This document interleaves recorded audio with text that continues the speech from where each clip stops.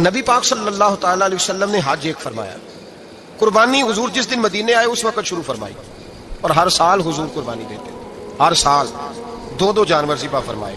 یا رسول اللہ صلی اللہ تعالی علیہ وسلم، دو کا کیا مقصد فرمایا؟ ایک میری طرف سے، ایک میری غریب امت کی طرف سے۔ یا رسول اللہ صلی اللہ علیہ وسلم کس طرف سے فرمایا؟ ایک میری طرف سے، ایک میری امت کی طرف سے۔ کبھی فرمایا ایک میری طرف سے، ایک میرے اہل بیت اور میری امت کی طرف سے۔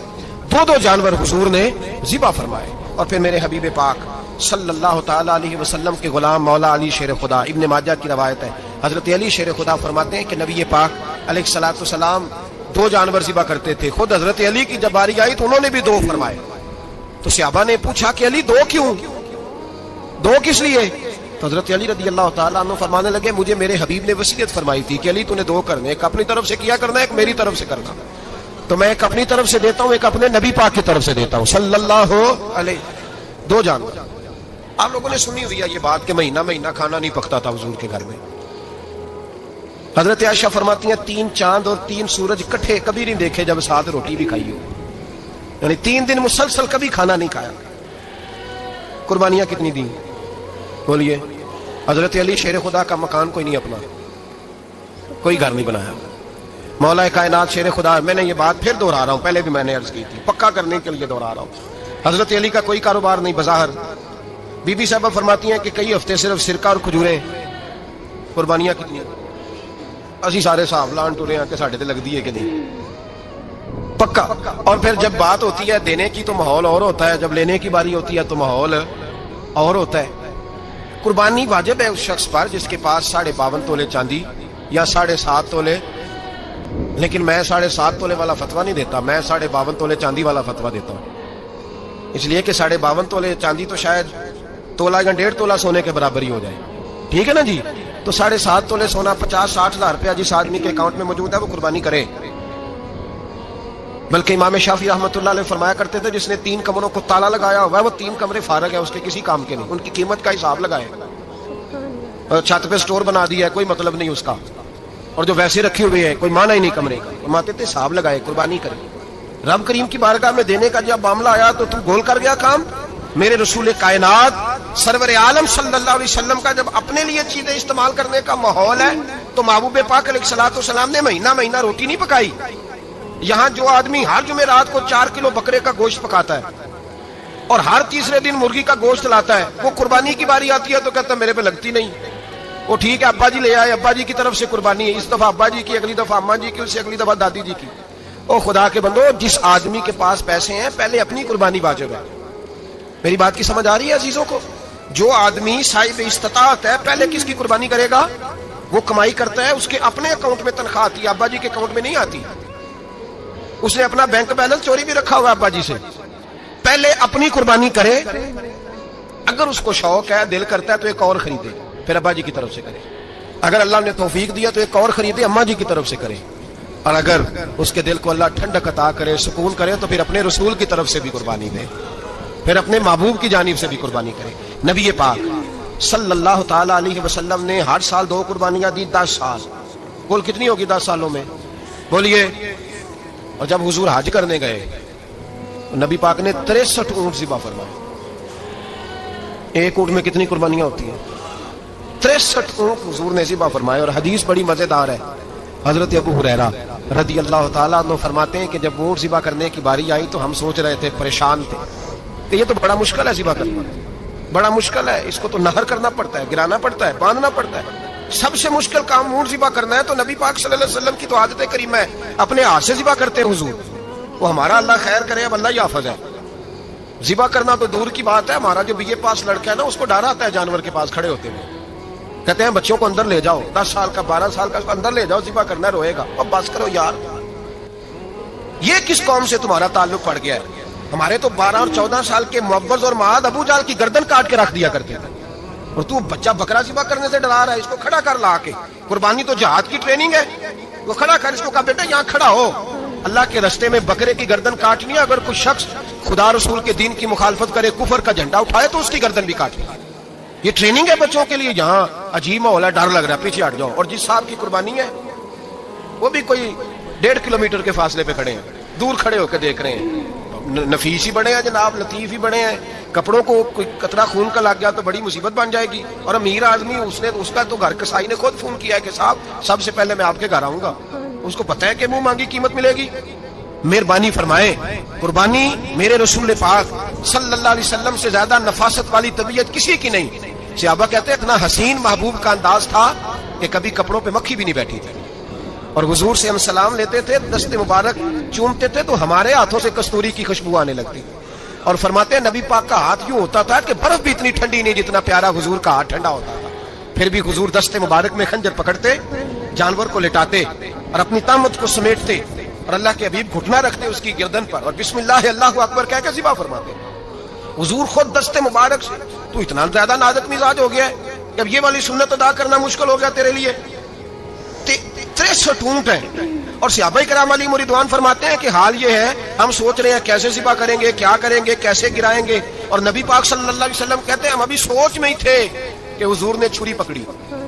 خنجر جب حضور نے اٹھایا تو فرماتے ہیں اونٹ دوڑتا ہوا آیا اور نبی پاک کے سامنے آ کے لیٹ گیا. فرماتے ہیں اللہ کے رسول نے بسم اللہ اللہ اکبر کہہ کے ذبح کیا. اس نے ٹانگ بھی کوئی نہیں ہلائی، پیر بھی کوئی نہیں ہلایا. وہ کسی شاعر نے بڑی عجیب بات کہی تھی. اس نے کہا پھنسی جو دام میں بلبل تو لگی یوں کہنے، کرے گا قتل کیا تو نے جب اسیر مجھے، کباب شمع کے شعلے پہ کیجیو سے یاد، شکل گل نظر آئے دم اخیر مجھے. وہ کہتے ہیں بلبل کو شکاری، صیاد شکاری نے پکڑ لیا بلبل کو. تو صیاد سے بلبل کہنے لگی تو نے پکڑا ہے تو قتل تو کرے گا ہی نہ، کھائے گا تو صحیح، ایک میری منت ہے. شکاری کہنے لگا وہ کیا؟ تو بلبل کہنے لگی جب تو مجھے ذبح کرے نا اور پکائے تو مجھے پھول سے بڑی محبت ہے. اس طرح کرنا، کوئلے اتنے زیادہ دہکانا، اس قدر زیادہ آگ جلانا کہ ان کی شکل گلاب کے پھول کی طرح سرخ ہو جائے. تو جب تو مجھے ان پر جلائے گا تو مجھے تکلیف نہیں ہوگی، اس لیے کہ محبوب کا چہرہ جو سامنے آ جائے گا مجھے تکلیف نہیں ہوگی. پھنسی جو دام میں بلبل تو لگی یوں کہنے، کرے گا قتل کیا تو نے جب اسیر مجھے، کباب شمع کے شعلے پہ کیجیو سیاد، او شکل گل نظر آئے دم اخیر مجھے. اعلیٰ حضرت بریلوی علیہ رحمہ فرمایا کرتے تھے، فرماتے تھے بڑی تکلیف ہوگی جب جان نکلے گی. روایتوں میں آتا ہے جس طرح باریک دوپٹہ جھاڑیوں پہ ڈالا جائے، کھینچا جائے تو پھٹ جاتا ہے، یوں تکلیف ہوگی. پر فرمانے لگے رسول اللہ کے غلام کو کوئی تکلیف نہیں ہوگی. حضور کیوں؟ فرمایا اس لیے کہ جب جان نکلنے لگے گی تو سامنے جلوہ وضوحات آ جائے گا. حضور کے جلوے ہوتے رہیں گے تو پتہ ہی نہیں چلے گا جان کیسے نکل گئی. پھنسی جو دام میں بلبل. تو صحابہ فرماتے ہیں کہ اونٹ دوڑتا ہوا آیا، حضور کے سامنے آ کے لیٹا، نبی پاک نے ذبح فرمایا اور فرماتے حد ہو گئی. حضور نے توجہ فرمائی تو دوسرا دوڑتا ہوا آ گیا، تیسرا آ گیا. حضرت ابو ہریرہ فرمایا کرتے اونٹ ایک دوسرے کو دھکے دیتے تھے، پیچھے ہٹ جا، پہلے میں نے جانا ہے، پہلے میں نے جانا ہے. 63 اونٹ وادی مینا میں حج کے موقع پر میرے رسول پاک نے دست مبارک سے ذبح فرمایا. ہر قربانی حضور نے اپنے ہاتھوں سے فرمائی. قربانی واجبات دین میں سے، ضروریات دین میں سے، اور کوئی اتنا لمبا چوڑا مسئلہ نہیں. بہت ساری چیزوں کو خود بخود مشکل کر لیتے ہیں. ٹی وی پہ خبر آتی ہے فیصل آباد کے 2 بیل ہیں، بھولو اور ڈولو، پتہ نہیں کتنے من ان کا وزن ہے. ان سے پوچھا جا رہا ہے کہ بھولو ڈولو کھاتے کیا ہیں؟ تو کہتے ہیں بادام کھاتے ہیں، مکھن کھاتے ہیں. یہ جناب پتہ نہیں ان کو دودھ کتنے کلو روز پیتے ہیں. اور بھولو ڈولو بیچارے سے خود نہیں چلا جا رہا، لگ ایسے رہے جیسے وہ خود کہہ رہے ہیں مہربانی کرو ہمیں ذبح کر لو. اب تو اٹھا بیٹھا بھی نہیں جا رہا. او خدا کے بندو، دین کی اصل حقیقت کو سمجھو. یہ تو حضور نے فرمایا خوبصورت جانور لاؤ، یہ کس حدیث میں آیا ہے کہ اسے بادام کھلاؤ؟ آج لوگ انسانوں کو روٹی نہیں مل رہی اور جانوروں کو بادام کھلا رہے ہو. وہ کھانے اس کے حصے میں جو اللہ نے شہر کیا نا وہ چارہ ہے، اس کو چارہ کھلاؤ اور اچھے طریقے سے پیٹ بھر کے کھلاؤ. جانور کو پیٹ بھر کے چارہ کھلایا جائے تو جتنی اس کی طبیعت ہوتی ہے اس حساب سے وہ صحت مند ہو جاتا ہے. باقی یہ تو آپ کسی شخص کو اتنا کھلا دیں کہ اس کا پیٹ اتنا بڑا ہو جائے، پھول جائے، تو وہ بیچارہ تکلیف میں آئے گا کہ نہیں آئے گا؟ یہ کس قسم کا ماحول ہے؟ ایک بکرا بکا ہے لاہور میں اور سیٹھوں نے شرطیں لگائی ہوئی ہیں، میں 5 لاکھ کا لایا ہوں تو میں 9 لاکھ کا. یہ کیا چکر ہوا؟ مجھے اتنا کھلایا جی اس کو فلاں چیز. یہ کس نے کہا ہے کھلانے کا؟ بادام کھانا کس حدیث میں آیا؟ کس صحابی نے اپنے بکرے کو بادام کھلائے؟ کس نے مکھن کھلایا؟ کس نے پیڑے کھلائے؟ بس کرو، عجیب تماشا لگ گیا. اور یہاں تو اتنی بری حالت ہو گئی ہے کہ عورتیں ناچنے لگی ہیں قربانی کے جانوروں کے آگے، بیبیاں بیچنے لگی ہیں. اللہ کے غضب کو آواز نہ دو. یہ قربانی ہے کہ ہر چیز کا، مذہب کی ہر شے کا مذاق بنا دیا ہے. جس دین نے عورت کی اپنی قربانی بھی ہو تو اس کو ذبح کرنے کی اجازت نہیں دی، مرد ذبح کرے گا. جو دین کہتا ہے کہ عورت ذبح نہیں کرے گی، وہ عورت بیچ سکتی ہے لا کے جانور؟ یہاں جس کا میں نے رمضان میں بھی کہا تھا، پھر بات دہراتا ہوں، سارا سال ناچتے گاتے ہیں اور عید کا موقع آتا ہے تو 2-4 مولوی بٹھا کے وہ دین سکھانا شروع کر دیتے ہیں۔ کوئی پتہ ہی نہیں، کوئی خبر ہی نہیں۔ جس بوتل میں کل تک شراب بک رہی تھی اسی میں دودھ پلاؤ گے؟ جس برتن میں کل تک پیشاب تھا اس میں آج لوگوں کو شہد پلاؤ گے؟ بس کرو، یہ مذاق نہیں، یہ رسول اللہ کا دین ہے۔ نبی پاک سید عالم صلی اللہ تعالی علیہ وآلہ وسلم نے کوئی ذمہ عورت کے کوئی چیز نہیں لگائی ایسی جس میں اسے مردوں کے ساتھ شامل ہونا پڑے گا، اور عورت سمجھ ہی نہیں رہی کہ یہ اس کی تذلیل ہے، عزت نہیں۔ صابن بک رہا ہے تو ساتھ بی بی کھڑی ہے، شیمپو بک رہا ہے تو عورت اس کی جو ہے وہ ایڈ دے رہی ہے۔ یہ عزت ہے عورت کی؟ رسوا کر دیا تم نے ہر شے میں عورت۔ اب قربانی کا جانور بھی بی بی بیچے گی؟ غیرت کہاں گئی اس قوم کی؟ میرے رسول پاک سرور دو عالم صلی اللہ تعالی علیہ وسلم کو کسی نے آ کے کہا فلاں قبیلے کے لوگوں نے عورت کو سربراہ بنایا ہے، عورت کو آگے لگا لیا، فرمایا تباہ ہو گئے وہ لوگ، انہوں نے عورتوں کو اپنے آگے پیشوا بنا لیا۔ جس رب نے عورت کو نبوت نہیں دی، امامت کرنے کا حق نہیں دیا، کس چکر میں لوگ پڑ گئے؟ 5 لاکھ کا جانور کس لیے لائے ہو؟ 5 لاکھ کا تفاخر کے لیے، دکھانے کے لیے؟ تو اگر 50,000 کا 60,000 کا بھی جانور لاتا تو اچھا آ جاتا، اور 50,000 کا جانور لائے تو 5 لاکھ میں کتنے آتے ہیں بولے؟ تو 10 جانور ذبح ہوں گے تو کتنے غریبوں تک گوشت جائے گا، کتنے گھروں کا بھلا ہوگا؟ ہر چیز کا چکر الٹا کر دیا گیا ہے۔ اور یہ صرف حج کے لیے ہوتی تو میرے رسول پاک ہر سال قربانی نہ کرتا، اور میرے نبی پاک قربانی دینے کا حکم ہے۔ ایک اور بات بڑی لوگ پوچھنے لگے، کہتے جی گائے کی ہوتی ہے، بھینس کی بھی ہوتی ہے کہ نہیں؟ چلو جی اب نئی بات نکل آئی۔ حدیث پاک میں لفظ آیا اونٹ کا، نبی پاک نے فرمایا بکرا 1 سال کا، گائے 2 سال کی، اونٹ 5 سال کا۔ حدیث میں لفظ آ گیا اونٹ کا۔ آپ کو بندہ کہے پہلے بتائیں نر کا کہ مادہ کا، تو میں کدھر سے آپ کو حدیث نکال کے دوں جس میں نر بھی اور مادہ علیحدہ علیحدہ ہو؟ حدیث پاک میں ذکر آ گیا دمبے کا، مینڈے کا۔ اب باقی جو سارے جاگ رہے ہیں نا، آپ غور فرمائیں، باقی ایک بکرا ہے، ایک چترا ہے، ایک دمبا ہے، ایک دیسی بکرا ہے، ایک پہاڑی بکرا ہے، تو علیحدہ علیحدہ لفظ کہاں سے نکال کے دیے گئے؟ یہ ساری انواع ہیں، اقسام ہیں، نوع ہیں۔ اسی طرح بھینس بھی گائے کی ایک قسم ہے۔ امام اعظم ابو حنیفہ فرماتے ہیں نوع منہ، یہ اس کی ایک قسم ہے، نوع میں سے ہے، گائے کی نوع میں سے۔ آپ عام لفظ بولتے ہیں تو کہتے ہیں بکرا چترا گائے بھینس، عام لفظ ہے نا۔ تو جب گائے کہہ دیا تو آپ کو بندہ کہے گائے آیا تو پہلے بتائیں گائے تو ہے تو اس میں بیل شامل ہے کہ نہیں؟ تو گائے کی جتنی قسمیں ہیں نا، ہمارے محدثین بھینس کو گائے میں شامل کرتے ہیں، بھینس گائے کی ایک قسم ہے۔ تو نبی پاک صلی اللہ علیہ وسلم نے جب گائے کا لفظ استعمال کیا تو بھینس اس کے اندر آ گئی۔ تو اگر گائے کی قربانی جائز ہے تو بھینس کی قربانی بھی جائز ہے، اگر بیل کی قربانی جائز ہے تو کٹے کی قربانی بھی 100% جائز ہے، اس کے اندر 7 حصے ڈالے جائیں گے، اسے قربان کیا جائے گا، یہ جائز ہے۔ اگر آپ صریح لفظ نکال کے دکھانے کو کہیں گے تو پھر تو بڑی چیزوں میں لوگ الجھ جائیں گے۔ پھر کیسے نکالا جائے گا خسی کی جائز ہے کہ نہیں، جو خسی نہیں اس کی جائز ہے کہ نہیں، کھلا کی؟ تو ان تفصیلات، ہاں بہت ساری چیزوں کی تفصیلات حدیث میں ہیں لیکن ساری چیزوں کی موجود نہیں۔ اس لیے میرے عزیز یاد رکھیں، بھینس کی قربانی بھی ہوگی، گائے کی بھی ہوگی، بیل کی بھی ہوگی، کٹے کی بھی ہوگی، جن کی نہیں ان کی نہیں۔ ہم نے کبھی کہا ہرن کی قربانی بھی ہوگی یا مرغی کی قربانی بھی ہوگی۔ تو حدیث مبارکہ کے اندر جو چیزیں موجود ہیں ان کی جتنی اقسام ہیں ان سب کی قربانی کرنا ہاں جائز ہے۔ اور میرے نبی پاک صلی اللہ علیہ وسلم نے فرمایا جانور خوبصورت ہو، لنگڑا نہ ہو، کانا نہ ہو، زخمی نہ ہو، خوبصورت جانور لاؤ، اس کو لا کے ذبح کرو۔ لوگ کہتے ہیں چلو اتنے پیسے اللہ کے راستے میں دے دیں، تو یہ کافی نہیں کافی۔ مسلم شریف میں، بخاری شریف میں میرے نبی پاک سید عالم صلی اللہ تعالی علیہ وسلم نے فرمایا 10 ذی الحج کو اللہ کی نظر میں ابن آدم کا سب سے پسندیدہ عمل ہے۔ لیکن نا 10 ذی الحج کو، کل کی 10 ذی الحج ہے تو بڑے کام ہو گئے، فجر کی نماز بھی ہوگی، تکبیرات تشریق بھی پڑھی جائیں گی۔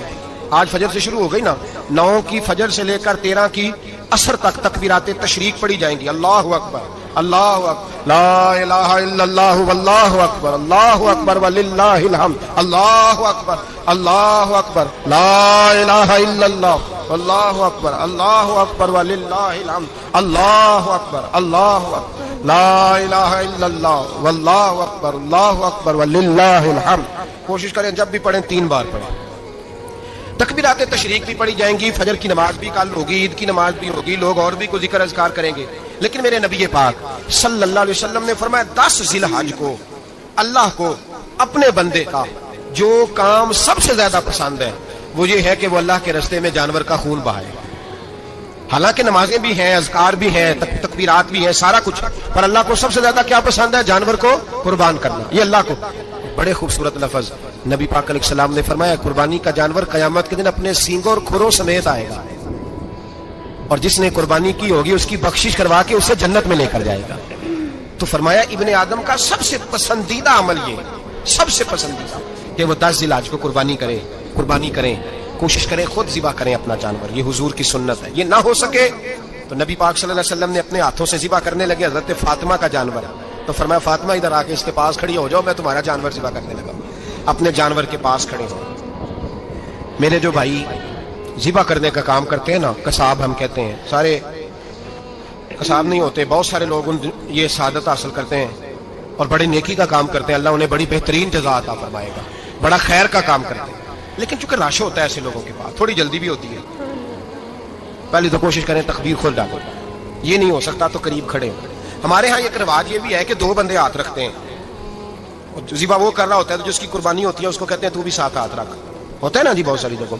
اب حکم یہ ہے شریعت اسلامیہ کا کہ جب جانور ذبح کریں گے تو پڑھیں گے بسم اللہ اللہ، بسم اللہ اللہ. ہاں نبی پاک صلی اللہ علیہ وسلم نے لمبی دعا پڑھی، صحابہ بھی لمبی دعا، انی وجہت وجہی للذی فطر السماوات والارض حنیفا وما انا من المشرکین، یہ بھی پڑھا. اور پھر میرے رسول پاک صلی اللہ علیہ وسلم نے یہ بھی کہا کہ اللہ میری طرف سے قبول فرما، میری امت، میری اہل بیت کی طرف سے قبول فرما. صحابہ جب جانور ذبح کرنے لگتے پہلے یہ دعا پڑھتے، پھر کہتے اللہم تقبل منا کما تقبلت خلیلک ابراہیم علیہ السلام وتقبلت حبیبک محمد صلی اللہ علیہ وسلم. اے اللہ ہم سے بھی قبول فرما جیسے تو نے حضرت ابراہیم سے قبول فرمائی، اور جیسے اپنے حبیب حضرت محمد صلی اللہ علیہ وسلم سے قبول. یہ ساری دعا پڑھیں. اور جب جانور ذبح کرنے لگے تو پھر پڑھیں بسم اللہ اللہ، بسم اللہ اللہ. اچھا 2 آدمیوں نے ہاتھ رکھا ہوا ہے، 2 آدمیوں. اب اگر ایک نے بھی نہ پڑھی بسم اللہ اللہ اکبر تو جانور حلال نہیں ہوگا، دونوں کو پڑھنا پڑے گا. یہ مسئلہ یاد رکھیں. ایک اور بات بھی بتانی ہے آپ کو، وہ بھی آپ نے یاد رکھنا. قربانی کے بڑے جانور میں کتنے حصے ہوتے ہیں؟ 7. اب 7 حصوں میں 7 کی نیت قربانی کی ہونی چاہیے. 7 کی 6 حصے ڈال گئے، جو چلے تھوڑے سے زیادہ امیر لوگ نہیں تھے، نارمل تھے، انہوں نے 6 حصے ڈال لیے. 7واں امیر آدمی تھا، اس کو جا کے کہا یار ایک حصہ نہیں مل رہا، تو چل تو نے تو 2-3 بکرے لیے ہوئے ہیں، تو بھی شامل ہو جا. اس نے پہلے تو کہا نہیں یار میں نے اب لے لیا. پھر جب اصرار کیا تو کہا چلو ٹھیک ہے بڑے گوشت کا قیمہ کرا لیں گے. تو اس طرح کرو، ڈال لو میرا بھی حصہ. اب 6 کی نیت قربانی کی، 7ویں کی گوشت کی، کسی کی بھی قربانی نہیں ہوگی، گئے سارے. اب اس کے لیے شرط کیا ہے کہ اس کو بھی آپ، اصل میں ہمیں مسائل نہیں آتے، نہ ہم سیکھتے ہیں نہ پتہ کرتے ہیں، پھر خرابی ہوتی ہے. اب اس سے کہیں کہ یار قربانی سے پہلے اپنی نیت کا اعادہ کر، اپنی نیت کا اعادہ کر، بتا کہ تیری نیت کیا ہے، اگر غلط ہے تو صحیح کر لے، تاکہ سب کی قربانی تو بتا. یہ جو تو رکھ رہا ہے قربانی، تو کس کی قربانی کر رہا ہے؟ دادا جی کے نام کی، ابا جی کے نام کی، اپنے پیر کے نام کی، استاد کے نام کی، یا رسول پاک صلی اللہ علیہ وسلم کے نام، نبی پاک کے نام کی؟ اس سے پوچھیں، اور جو وہ نیت بتائے اس نیت کی دعا ہوگی، اس کی طرف سے کہا جائے گا یا اللہ اس کی طرف سے اسے قبول. میری بات کی سمجھ آ رہی ہے میرے عزیزوں کو؟ اور اس ارادے کے ساتھ قربانی، اگر ایک کی بھی نیت خراب ہو گئی تو مسئلہ بگڑ گیا. اس لیے ان مسائل کو، اور نبی پاک کے نام کی جو قربانی ہوگی سبحان اللہ. میں کرامات کا زیادہ قائل نہیں، ہم کرامات کے نہیں کیفیات کے قائل ہیں، کیفیات کی. اور دین ویسے بھی لفظوں کا نام نہیں کیفیت کا نام ہے. میرے اسا فرمایا کرتے تھے ہم کرامت سے زیادہ کیفیت کے قائل ہیں. اگر مرید ساری زندگی کرامتیں سناتا رہے اور کبھی اسے مدینے جانے کا شوق ہی پیدا نہ ہو، کبھی نبی پاک کے نام پہ آنسو نہ آئے، تو پھر کرامت کا فائدہ نہیں، کیفیت تو ملی نہیں اسے. ہم کیفیت. اسی طرح ہم نظرانے کے نہیں نظر آنے کے قائل ہیں. تو بھائی یہ یاد رکھ لیں کیفیت کا نام دین ہے. نبی کریم علیہ الصلوۃ والسلام بائی دا وے ایک قضائے حاجت کے لیے ایک باغ میں تشریف لے گئے. حضور باغ کے اندر داخل ہوئے ہی تھے، اونٹ بندھا ہوا تھا. تو حضرت ابو درداء رضی اللہ تعالیٰ عنہ کہتے ہیں وہ اونٹ نے حضور کی طرف دیکھا تو اس نے رونا شروع کر دیا. اصل میں دکھ پوچھنے والا کو ملے تو پھر ہی رونے کا مزہ آتا ہے. ہر جگہ تو دکھ سنایا بھی نہیں جا سکتا. ایسا ملے نا جو دکھ پوچھنے والا ہو، تسلی تشفی دینے والا ہو، جس کے کندھے پہ سر رکھ کے بندہ دیر تک روئے. اونٹ رونے لگا تو حضرت ابو درداء رضی اللہ تعالیٰ عنہ فرماتے ہیں نبی کریم علیہ السلام اس کی طرف بڑھے. حضور نے اس کی پشت پر ہاتھ رکھا تو وہ اور زیادہ رونے لگا. پھر میرے محبوب نے اپنے کان مبارک اس کے منہ کے قریب کیے تو اس نے کوئی بات کی. محبوب نے فرمایا بلاؤ نا اس کے مالک کو کہاں ہے. وہ جب آیا تو حضور صلی اللہ علیہ وسلم نے فرمایا کہ تم اسے اس کی ضرورت سے زیادہ اس پر وزن رکھتے ہو, اسے اذیت دیتے ہو, تکلیف پہنچاتے ہو. پھر حضور علیہ السلام نے فرمایا اسے کھانا اور پانی وقت پر نہیں دیتے, دھوپ چھاؤں کا خیال نہیں رکھتے. اور آخری لفظ حدیث کے محبوب فرمانے لگے تم اس کے بارے میں اپنے رب سے نہیں ڈرتے, اس کے حقوق کے تحفظ کے لحاظ سے تم اللہ کا خوف نہیں رکھتے, وہ تم سے پوچھے گا اس کے بارے میں. یہ حدیث حضرت ابو درداء رضی اللہ تعالیٰ عنہ نے سنی ہوئی تھی نا. جب آپ کا اپنا وقت وصال آیا نا تو حضرت ابو درداء نے بھی اونٹ رکھا ہوا تھا. جناب ابو درداء رضی اللہ تعالیٰ عنہ نے گھر والوں سے بھی معافیاں مانگی, رشتہ داروں سے بھی, دوستوں سے بھی. تو پھر اونٹ کے سامنے بھی جا کے کھڑے ہو, کہنے لگے اونٹ دیکھنا اللہ کی بارگاہ میں میری شکایت نہ کر دینا, اس کے حضور کہہ نہ دینا کہ یا اللہ اس نے میرے حق نہیں ادا کیے. فرمایا میں نے کوشش کی ہے تیرے حقوق ادا کرنے کی, اور اگر کہیں کمزوری رہ گئی تو مجھ سے درگزر کر دیں. نہیں, یہ انداز تھا ان لوگوں, جن باتوں کا ہمیں پتہ چل چکا ہے اس پر عمل کی بھی تو کوشش ہونی چاہیے. تو میرے عزیزوں, جانوروں کے حقوق میرے نبی کریم علیہ الصلوۃ والسلام نے بیان فرمائے. سب سے پہلی بات حضور نے یہ بیان کیا کہ جانور کو گالی نہ دو. ایک شخص نے ایک مرغ کو گالی دی تھی تو نبی پاک علیہ السلام نے فرمایا اسے گالی نہ دے, یہ تو تجھے آذان کے لیے بیدار کرتا ہے. پتہ نا کچھ نوابزادوں اور شہزادوں کی نیند خراب کرتا ہے مرغا بھی. تو خیر مرغوں نے اذان نہیں پڑھنی چھوڑ دی. تکلیف کی بات ہے, خوشی کی بات نہیں, درد کی بات, یہ اذیت کی بات. یعنی وہ وطن بھی کو وطن ہے جس میں اذان کی آواز ہی نہ آئے, وہ دیش بھی کو دیش ہے. ہم جا کے اب بسنے لگے ہیں ٹاؤنوں کے اندر, سوسائٹیوں کے اندر جہاں اذان کی آواز ہی نہیں آتی. کچھ جگہ ہے جہاں اذان کی آواز ہی نہ آئے. ہمارے ہاں جو غریب لوگ ہوتے ہیں نا وہ گدا ریڑھی پہ دفعہ سبزی بیچتے ہیں. یہ ہمارے آج کل کنو بہت زیادہ ہے مارکیٹ میں, تو میں دیکھتا ہوں کہ سڑک کے اوپر گدے کو بھی کھڑا کیا ہوا, اس لیے کہ اب وہ اسی کے اوپر سارا دن رکھیں گے اس کو, اور شام تک جب تک بکے گا نہیں اس بیچارے کی خلاصی نہیں ہوگی. نبی پاک صلی اللہ علیہ وسلم نے فرمایا کہ جانور کو سواری بناؤ, کرسی نہ بناؤ. دو صحابہ بیٹھے تھے گھوڑے کے اوپر, ایک ادھر بیٹھا تھا ایک ادھر بیٹھا تھا, دونوں آپس میں باتیں کر رہے تھے. جس طرح ہمارے زمانے میں جو نئی نئی کار خریدتا ہے نا تو اس کا بھی کوئی واقف مل جائے تو وہ روڈ کے اوپر کھڑے ہو کے بات کرتا ہے, چونکہ روڈ تو اس نے الاٹ کرایا نا اپنے نام. تو میرے جیسا آدمی کئی دفعہ پیچھے ہو بھی نا,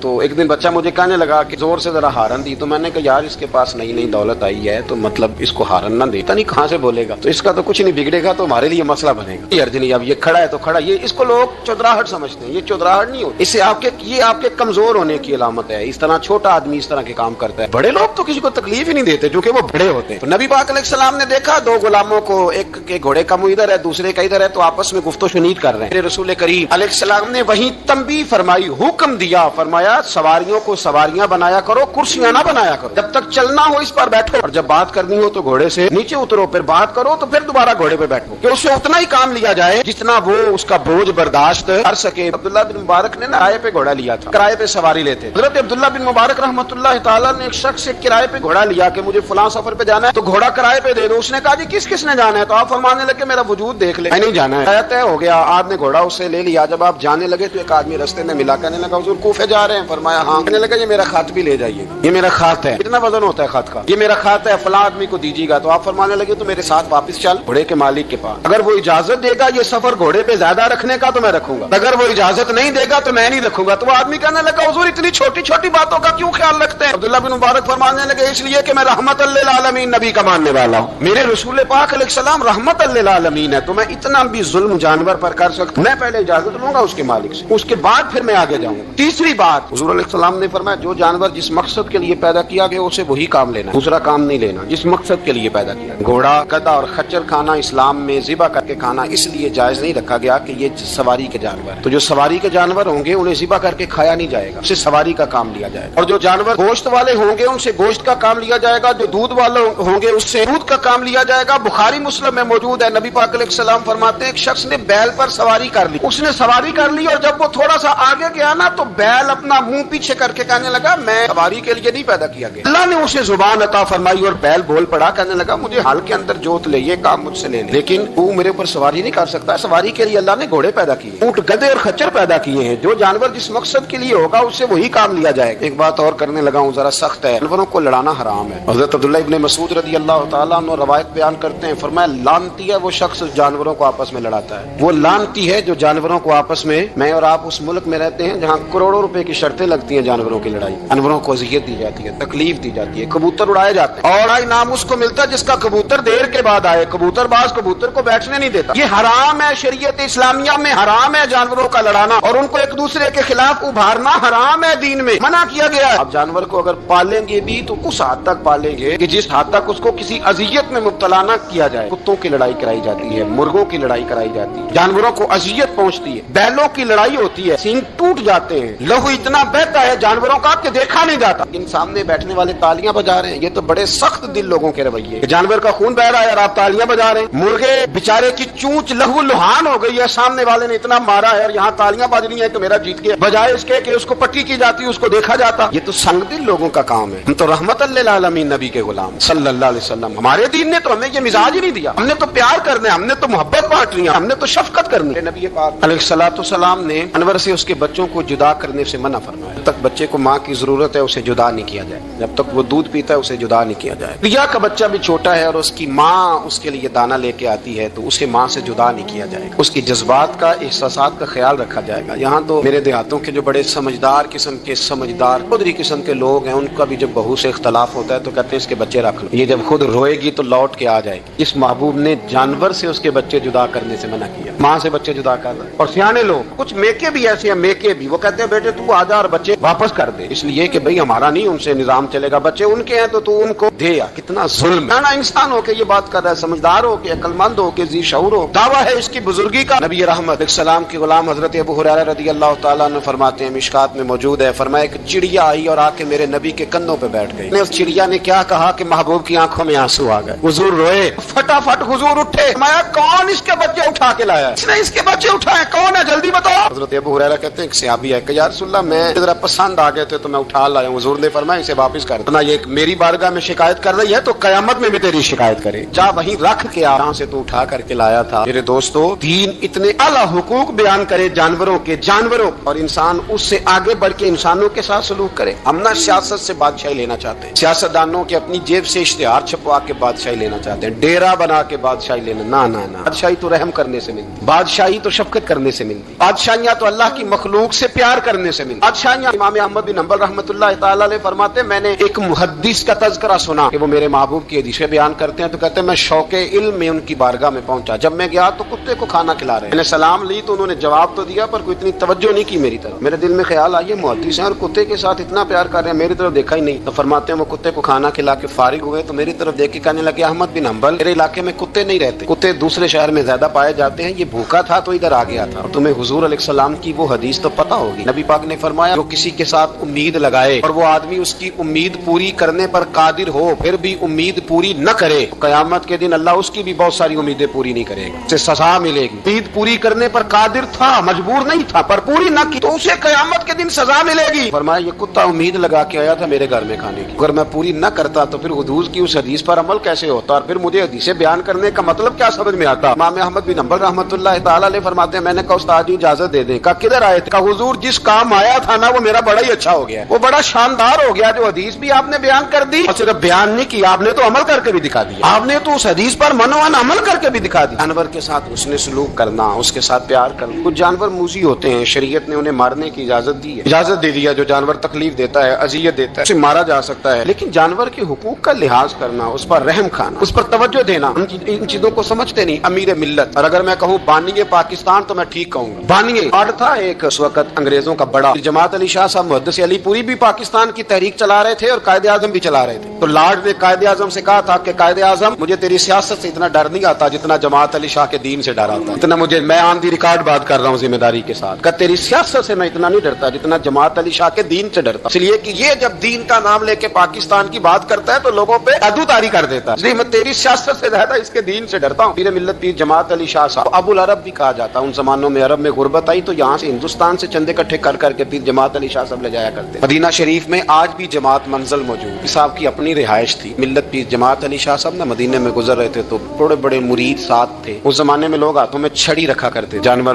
اکثر ہوتے تھے تو چھڑیاں ہاتھوں میں ہوتی تھیں، تو پیر صاحب گزر رہے تھے، بوڑھے آدمی تیر ساتھ تھے تو ایک کتا دوڑا دوڑا آ گیا، وہ پیر صاحب کے قریب سے گزرنے لگا تو ایک مرید نے نہ کتے کی ٹانگ پہ ڈنڈا مارا، پھر چڑھ جا کپڑوں کو نہ لگ جانا، تو چونکنے لگا، رونے لگا، جب بھاگا نا تو لوگ کہتے ہیں ہم نے عجیب منظر دیکھا، 100 سال کے پیر جماعت علی شاہ صاحب پگڑی ہاتھ میں پکڑی اور کتے کے پیچھے بھاگنا شروع کر، دوڑ کے کتے کو اٹھا کے لائے اور یوں اس کو سینے سے لگایا، پیر صاحب نا اس کتے کو اپنی رہائش گاہ پہ لے گئے، اپنی پگڑی کھول کے نا تو اس کی پٹی کی، پھر دودھ کا پیالہ اس کے آگے رکھا، کتے نے دودھ پی لیا تو پیر جماعت علی شاہ صاحب نے ہاتھ ہاتھ باندھے لگے مدینے کے کتے بھی پاک کی بارگاہ میں میری شکایت نہ کر دیں. حضور کی بارگاہ میں شکایت نہ کرنا کہ یا رسول اللہ یہ آتے ہیں حاضری دینا ہمیں تکلیف دیتے ہیں. شکایت نہ کرنا مصطفیٰ کریم کی بارگاہ میں نے نہیں اسے کہا تھا, اس سے بھول ہو گئی, میں معافی مانگتا ہوں. میرے عزیزو, وہاں درد تھا, وہاں سوز تھا, وہاں پیار تھا, وہاں محبت تھی, لیکن ہمارے رویے انسانوں کے حق میں تو کیا جانوروں کے حق میں سخت سے سخت تر ہوتے جا رہے ہیں. ہم نے اپنے شوق سے جانور لڑانے شروع کر دیے, کبوتر اڑانے شروع کر دیے. تباہی پر تباہی کا ماحول ہم فراہم کرتے جا رہے ہیں. ان سے پیار کریں, ان کو آسانی دینے کی کوشش کریں. کچھ لوگ ایسے ہوتے ہیں جو بیچارے بائی نیچر ہی کچھ پریشانیوں کا شکار ہوتے ہیں, اور قرآن مجید نے جو ارشاد فرمایا نا کہ کچھ لوگ نفس کی خواہش کو اپنا خدا بنا لیتے ہیں, وہ بلا وجہ بھی بہت ساری باتیں کرتے ہیں جن کا کوئی وجود نہیں ہوتا. عورت کو حقوق دلانے کے لیے بہت سارے لوگ بہت ساری غلط باتیں کرتے ہیں. جو لوگ یہاں سے کسی کو لے جاتے تھے نا دبئی دھوکہ دے کے, اور لے جاتے تھے یورپ میں, عرب ممالک میں دھوکہ دے کے لے جاتے تھے, تو وہ بھی کوئی خواب ہی تو دکھاتے تھے. اتنے لاکھ تنخواہ ہوگی, اتنا کچھ ہوگا. وہاں جا کے پتہ چلتا تھا کہ جیب سے بھی دینے پڑیں گے کچھ. بہت سارے لوگ ایسے ہوتے ہیں وہ سارے خوبصورتی کے نام پر ہی دھوکہ دیتے ہیں. آپ کو پتہ ہے کہ جو آدمی کسی کو لالچ دیتا ہے تو کسی کو لوٹنے کے لیے اسے لالچ دینا بڑا ضروری ہوتا ہے. لوگ پہلے لالچ دیتے ہیں پھر لوٹتے ہیں. پہلے مکمل لالچ دیتے ہیں, یہ چیز مل جائے گی, یہ چیز مل جائے گی. لوگ مکمل لالچ دیتے ہیں, اس کے بعد پھر لوٹتے ہیں. اور اگر لالچ نہ دیں تو کوئی آدمی قابو آئے گا؟ لوگ لوٹتے ہیں لالچ دے کر. اچھا, اب وہ جو جس کو لالچ دیا جا رہا ہوتا ہے وہ کہہ رہا ہوتا ہے کہ نہیں نہیں تمہیں نہیں پتا, وہ اس وقت ماننے کو تیار نہیں ہوتا. وہ کہتا ہے اتنی خوبصورت باتیں کر رہا ہے, اتنی اچھے پیغام دے رہا ہے, تم میرے دشمن ہو, تم مجھے منع کر رہے ہو. ہوش تب آتی ہے کہ جب سب کچھ لٹ جاتا ہے. عورت کو ویسے بھی قابو کرنا بڑا آسان ہوتا ہے. اعلیٰ حضرت بریلوی رحمۃ اللہ علیہ فرماتے ہیں بیٹیاں نازک شیشیاں ہوتی ہیں, ان کو تو ذرا سی چوٹ لگے تو ٹوٹ جاتی ہیں. دیکھیں کتنا بڑا جملہ کا بریلی کا امام, میں نازک شیشیاں ہیں. ذرا کوئی آدمی گمراہ کرتا ہے, ذرا خراب کرتا ہے. اب دیکھیں نا, یہ جو بچیوں کو بچے مس گائیڈ کرتے ہیں, انہیں بڑے بڑے خواب دکھاتے ہیں, وہ بیچاری ماں باپ کو چھوڑ کے, بہن بھائی کو چھوڑ کے اس کے ساتھ شادی کرتی ہے. پھر جو اس کا بعد میں اشر ہوتا ہے, آپ ادلیاں نو سردار پہن تکے تے شرما والیاں نو جھوٹے ڈولیاں دے. پھر وہ بیچاری ماں باپ رکھتے نہیں, وہ ظلم کرتا ہے, تو کتنی بڑی تکلیف میں وہ بچی آ جاتی. نازک شیشی ہوتی ہے نا تو ٹوٹ جاتی. یہی حال اب جدید خواتین اور یہ جو کچھ اینکر پرسن ہیں, یہ اصل میں نا یہ آپ کو سیاست سکھاتے ہیں, لیکن یہ مادر پدر آزاد لوگ ہیں, بالکل آزاد.